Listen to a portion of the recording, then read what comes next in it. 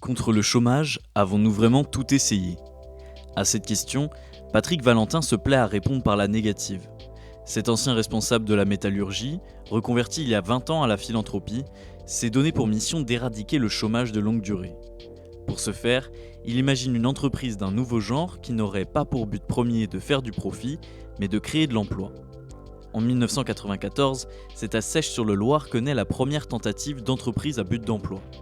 Le projet se veut simple mais radical, reconvertir les dépenses liées au chômage de longue durée pour subventionner de l'emploi. Les activités choisies par les salariés en fonction de leurs compétences et de leurs envies doivent répondre à des besoins inassouvis sur le territoire. Toutefois, la loi rend impossible le financement de l'expérimentation qui tombe dans l'oubli. Ce n'est qu'en 2016 que le projet trouvera un cadre légal grâce au soutien d'ATD Quart Monde et du député Laurent Grandguillaume. Suite à l'adoption d'une loi expérimentale visant à résorber le chômage de longue durée, 10 territoires zéro chômeur sont nés à travers la France. Aujourd'hui, ce sont 50 nouveaux projets qui sont sur le point d'intégrer à leur tour le dispositif.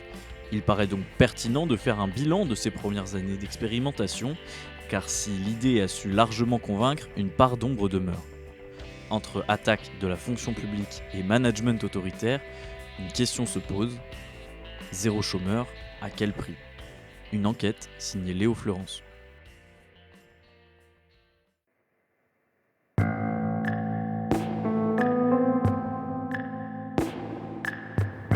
Bonjour à toutes et à tous, bienvenue dans cette première partie du podcast Zéro chômeur à quel prix. Vous êtes sur le point de découvrir le récit de Bénédicte Zanco, salariée et déléguée syndicale CGT dans l'entreprise à but d'emploi Émergent à Villeurbanne. Elle explique comment ce qui semblait être une opportunité de rêve s'est transformé en une mascarade. Vous entendrez aussi le témoignage de Laurent Grandguillaume, président de l'association Territoire Zéro Chômeur de longue durée. C'est lui qui a porté l'expérimentation à l'Assemblée nationale en 2016. Il était alors député du Parti socialiste. Un regard croisé donc autour d'une expérimentation qui continue de convaincre sur des mots d'ordre pas toujours respectés.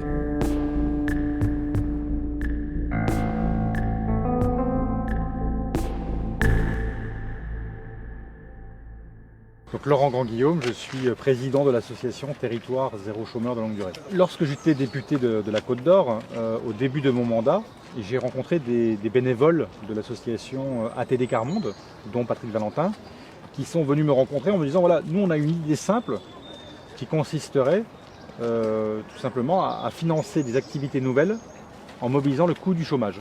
Alors, au début je me suis dit bon, cette idée est intéressante, elle est simple, mais après comment on la met en œuvre? Donc j'ai réfléchi plusieurs mois, voilà, sur la base de documents qu'on m'avait transmis, d'études macroéconomiques aussi, sur le coût du chômage, comme en France. Et après je les ai revus, voilà, et puis je leur ai dit bah, écoutez, votre idée effectivement est utopiste, mais elle est réaliste. Et donc c'est une utopie réelle finalement que l'on doit pouvoir tenter et expérimenter.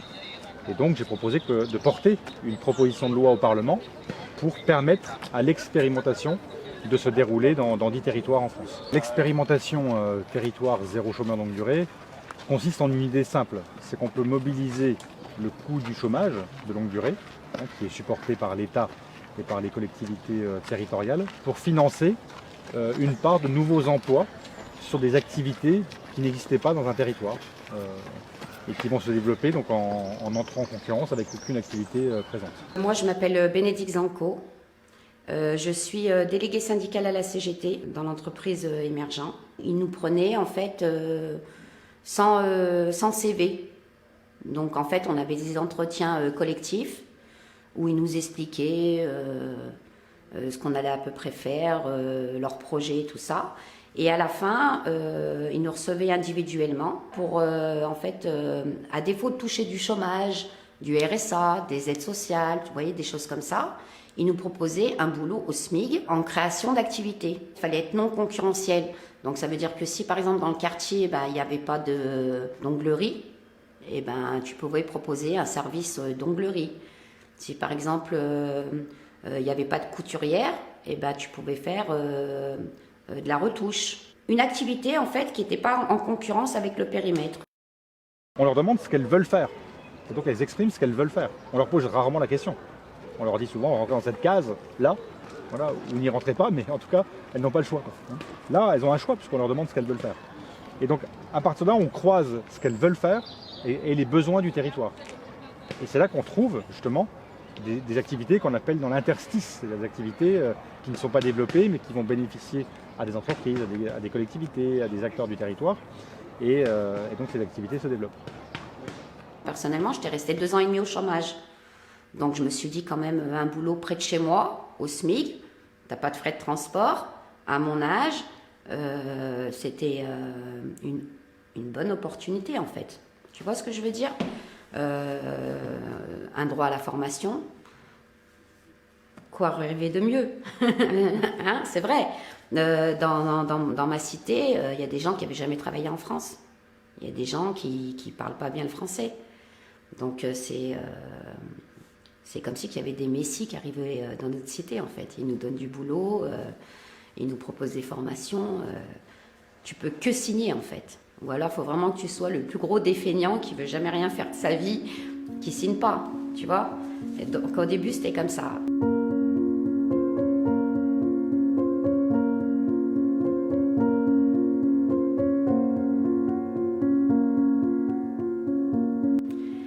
On est monté à plus de 40 salariés, parce qu'au départ, on était 9, 11.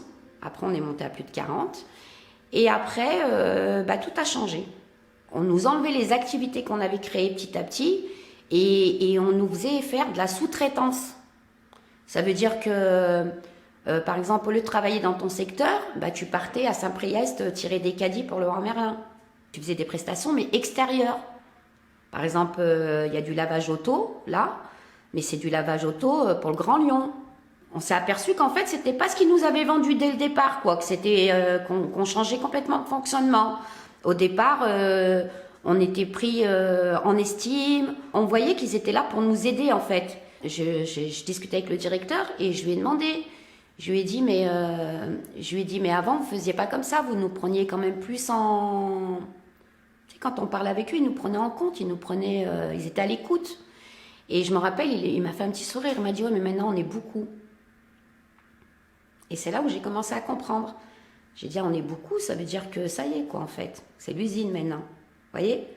Et des fois, dans des discussions, il disait il faut qu'il y en ait qui sortent pour qu'il y en ait qui rentrent. Vous voyez, mais plein de petits propos comme ça, qui nous mettaient la puce à l'oreille, où on voyait que c'était pas normal. À mesure que l'entreprise se développe, les activités mises en place par les chômeurs sont remplacées par de nouvelles tâches.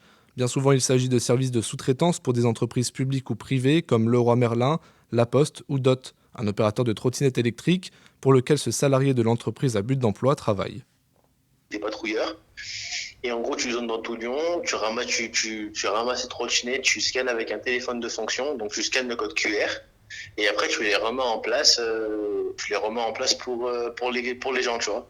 Chez Dot, là, ils ont aussi des mecs salariés de la boîte qui font le même travail que toi ? Ouais, en fait, ils ont des patrouilleurs, ils ont des chauffeurs, et en mode, en fait, voilà. Et nous, on est des petites mains. En fait, comme ils disent, les territoires zéro chômeur, c'est aussi fait pour faire le boulot que les autres veulent pas faire. Quand après, on va aux réclamations dans le sens où, moi, quand je suis rentrée au départ, c'était par exemple pour moi, c'était pour faire de l'accueil et de l'esthétique. C'était pas pour aller laver des bacs à poubelle, pour aller faire du jardinage, ou pour aller trier des lentilles, ou pour aller à Leroy Merlin. On va me demander de relire mon contrat de travail, parce que mon contrat de travail, il est en polyvalence. Et c'est marqué que je suis capable de me rendre même disponible le samedi. Mais nous, quand on a signé les contrats au départ, on était tellement contents. Ils nous ont tellement vendu du rêve que nous, on n'a même pas lu nos contrats. On les a signés. Vous voyez ce que je veux dire ? Quand on t'endort pendant plus d'1 an dans tout ça et que tu es resté je sais pas combien d'années au chômage, tu regardes même pas ton contrat. Tu vois ? Et qu'on te dise 2 ans après, va relire ton contrat si t'es pas contente, mais c'est exagéré. Au départ, moi j'étais sur 3 jours de la semaine, sur un poste d'accueil. Après, on s'est retrouvés à 3 sur le poste d'accueil. Aujourd'hui, à la fin, on était 7. En fait, à chaque fois, ils disent qu'il y a de l'activité, mais en vrai, on est souvent en sous-activité. Mais par contre, ils embauchent. Après, c'est bien, parce que ça donne du boulot aux gens. Mais le problème, c'est que, par exemple, au jour d'aujourd'hui, celui qui va rentrer aujourd'hui, À la rigueur, il va savoir plus ou moins où il met les pieds. Mais celui qui est rentré il y a 2 ans, il y a 3 ans, il y a 4 ans, mais au jour d'aujourd'hui, il est dans un piège. Il est dans un piège dans le sens où c'est soit il se couche ou soit il retourne au chômage. Ces arrangements avec les promesses initiales du projet ont fait naître des tensions au sein de l'expérimentation, comme en témoigne cette salariée qui a souhaité conserver l'anonymat. Il y a beaucoup de conflits. En même temps, il y a une bonne ambiance avec certaines personnes, comme dans toute boîte, on va dire. Mais franchement, quand moi je vais là-bas, je suis stressée, quoi. J'ai une boule au ventre. C'est pas magnifique, quoi. J'ai pas, en gros, quand je me lève le matin, c'est pas ouais, trop bien, je vais aller là-bas. Non. Il y a un moment, j'ai eu une période très difficile. Vraiment très très très difficile.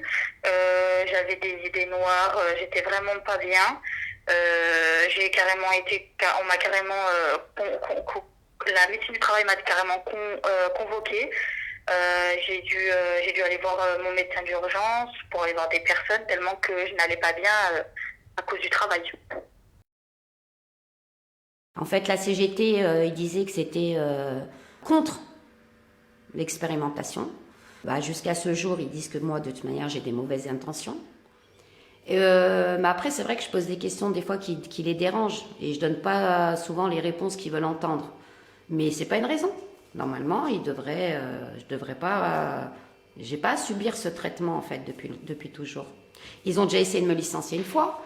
Ils ont essayé de me rendre inapte. J'ai eu plus de 4 rendez-vous à la médecine du travail pour me faire mettre inapte. Alors que je suis loin d'être inapte. Après, j'ai eu mes 2 fils qui ont été licenciés. 2 syndiqués, ils étaient tous les 2 syndiqués, donc il y en avait un qui était même élu CSE. Alors ils invoquent de la violence, de l'agression, des menaces, alors qu'il n'y a rien de tout ça. Il n'y a rien de tout ça. Au départ, c'était des gentils garçons, d'une bonne famille, bien élevés. Et puis après, dès qu'il y a eu la CGT, c'était des racailles de quartier qui ne pouvaient plus tenir, qui étaient bons à rien. Heureusement que moralement, ils sont quand même... je les ai rendus forts, mes fils, quoi. Heureusement qu'ils sont forts dans leur tête, parce que vous vous rendez compte, t'as pas de boulot, t'as 20 ans, t'as pas de boulot, tu rentres dans un truc comme ça, territoire zéro chômeur, un mec qui est un peu faible de caractère, tu te fais virer de là-bas comme un malpropre, tu te dis quoi, tu es plus bon à rien, tu te mets une balle dans la tête. Tu vois ce que je veux dire? C'est inadmissible. Ils sont là pour embaucher, ils sont pas là pour virer des gens. Alors eux, ils invoquent la violence. Mais quelle violence? Jamais personne qui s'est fait frapper, ils ne se font pas insulter, ils ne se font pas cracher dessus. Je crois qu'ils ne savent pas ce que c'est la vraie violence en fait. Une violence, c'est pas dire non.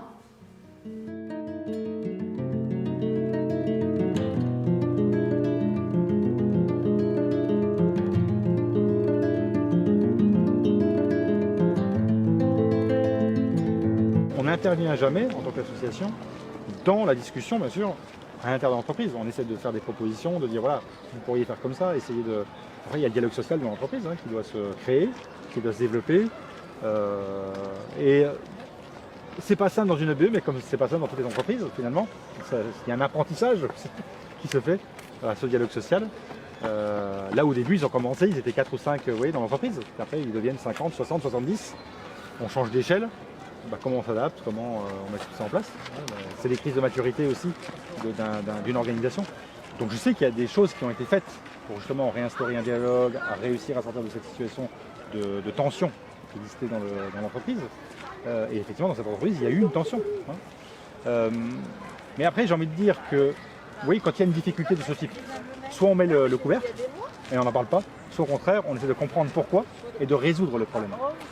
Et par exemple, j'ai eu une discussion, comme je l'ai dit, avec Philippe Martinez et Laurent Berger, pour dire comment on pourrait travailler ensemble pour favoriser justement ce dialogue social dans l'entreprise, pour proposer peut-être un accord d'entreprise idéal, un modèle qui permette d'avoir ce dialogue social fort dans l'entreprise. Et donc on y travaille pour voir comment on peut justement, face à des difficultés qui ont pu être certes minoritaires, mais qui ont pu exister, c'est comment justement on invente ces espaces de dialogue pour le futur. Et donc j'ai demandé à ce qu'on puisse nouer un dialogue, en particulier avec la CGT, pour justement essayer de trouver des solutions à grande échelle pour éviter que ce type de problématiques ne se reproduisent, d'incompréhension et donc de confrontation. Mais après, il y a aussi la formation des managers. C'est-à-dire comment je fais dans une situation conflictuelle, comment je règle ces problématiques, comment je développe un management inclusif. Donc nous, l'association, ce qu'on a prévu de développer, et on est dessus en ce moment, c'est de développer des formations de management inclusif, c'est justement pour permettre d'avoir un collectif de travail où il y a une véritable dynamique sociale, où il n'y ait pas de tension, et où on arrive à co-construire avec des parcours très différents, des histoires et des cultures aussi différentes pour y parvenir. En fait, on n'est pas que des collègues de travail, on est des voisins. Et le problème, c'est que ce rapport-là, même les sanctions qu'ils ont mis, l'ambiance qu'ils ont créée, en fait, au départ, c'était une bonne ambiance parce qu'on était entre voisins, entre collègues, donc ça se passait très bien. Et aujourd'hui, limite, ils nous divisent. Tu vois ce que je veux dire ? Ça crée des tensions, ça nous divise en fait. Ça veut dire que au lieu d'être proche, en fait, on devient moins proche. Parce que par exemple, l'autre, elle va avoir peur de perdre son travail. L'autre, vous voyez, il y a beaucoup de... c'est pas du chantage, mais c'est comme si que c'était du chantage en fait. Voilà. Dès que tu dénonces, tu peux être sûr que pas longtemps après, il te tombe dessus. Par exemple, il y a un salarié, par exemple, le prestataire, il va venir vers lui, un prestataire, hein, c'est même pas le directeur, hein, un prestataire, il va venir vers lui, il va lui dire, l'autre intel, il n'est pas là aujourd'hui, c'est toi qui vas le remplacer. Et puis le salarié va lui dire, non, moi, c'est pas mon boulot, moi, je peux pas faire ça, en plus, j'ai des problèmes de dos, je peux pas le faire. Et le prestataire, il va aller voir le directeur, il va lui enlever une journée de travail. Moi, j'appelle ça une sanction pécuniaire. Quand on développe une EBE dans un territoire où tout le monde se connaît finalement, où il peut y avoir d'autres tensions extérieures à l'entreprise, c'est ce qui a pu aussi arriver, en particulier à Émergent, à Villeurbanne. Il y avait des tensions aussi extérieures à l'entreprise qui venaient dans l'entreprise. Donc c'est comment on sort de ces représentations dans le territoire. Et voilà, c'est aussi du travail de longue haleine et qui n'est pas simple. J'ai quand même le directeur qui m'a quand même accusé d'harcèlement et qui a mené une enquête contre moi pendant 9 mois. C'est dur moralement à supporter quand tu sais que tu n'as rien fait. Hein. Attention, faut être costaud. Hein. Quand il te fait venir une soi-disant un cabinet externe de Grenoble qui vient comme ça interroger tous les salariés, alors qu'à la fin, c'est même pas un cabinet externe, il n'y a même pas eu d'enquête. Ça veut dire que pendant 9 mois, il m'a fait croire qu'il était en train de mener une enquête contre moi alors qu'en fait, c'était tout du blabla. Déjà, le harcèlement, il n'était pas justifié. Je ne l'ai jamais harcelé. C'est suite à une intervention que j'avais faite par rapport à une salariée. En fait, c'est comme si toi, tu es salarié, je prends ta défense au moment voulu. Et au moment voulu, le directeur, il n'apprécie pas. Et le lendemain matin, il l'a déclaré comme quoi que je l'harcelais. Et à partir de ce moment-là, il a mené une enquête contre moi pendant 9 mois. Tu vois un peu le... Et ça, l'inspection du travail, elle est au courant de ça ? Oui, elle m'a dit mot pour mot, elle m'a dit, Madame Zanco, il n'y a pas eu d'enquête. Ok. Pas eu d'enquête. Parce qu'en fait, c'est pas ça la procédure et il n'y a pas eu d'enquête. J'attends presque plus rien en fait d'eux. J'attends presque plus rien. Eux, ils disent que nous, à la CGT, les délégués syndicales de la CGT, on se croit de toute puissance, mais je pense que c'est plutôt eux qui se croient de toute puissance. Et je pense qu'on leur donne toute puissance justement pour faire ce qu'ils veulent. Moi, il fut un moment, je suis tombée malade à cause d'eux. J'ai cru, pourtant j'ai élevé 4 enfants toute seule, j'ai jamais touché le fond. Et là, moralement, j'étais vraiment, j'en pouvais plus quoi. Et il y a eu un moment où j'en ai eu marre, j'ai dit mais non ça suffit, je vais aller porter plainte contre eux. Cette fois-ci, c'est moi qui vais porter plainte contre eux. Je me suis déplacée au commissariat de Villeurbanne, ils ont refusé ma plainte, j'ai failli limite prendre même un outrage. Elle m'a même menacée. Elle n'a pas voulu prendre ma plainte. Et elle m'a bien dit, mot pour mot, il y en a qui sont intouchables.